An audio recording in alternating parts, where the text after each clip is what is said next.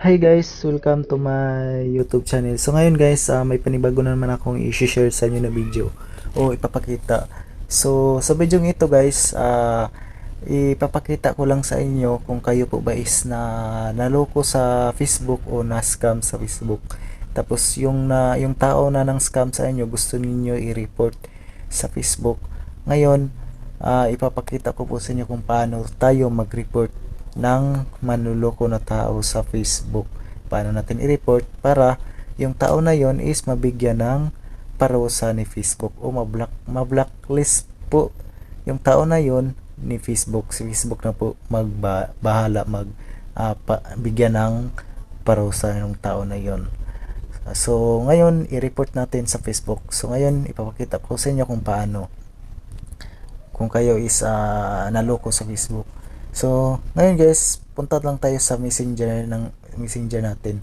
So, ito guys, example ito na naloko ako. Example lang to guys.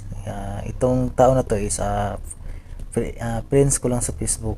Ayun, example lang po ito guys. Ang gagawin nyo guys, ay ilong press lang nyo yung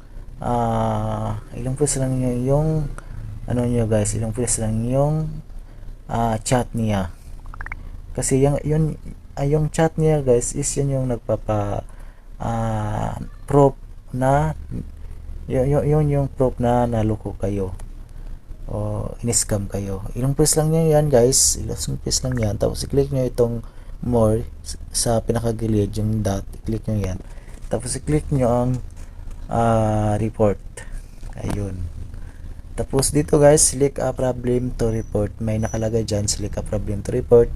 So may option dito guys kung anong klaseng niloko kayo o na-scam kayo. Mayroon po yung nakalagay dyan: harassment, suicide, or self-injury, pretending to be someone, sharing inappropriate things, hate speech, authorized sales, scam, other.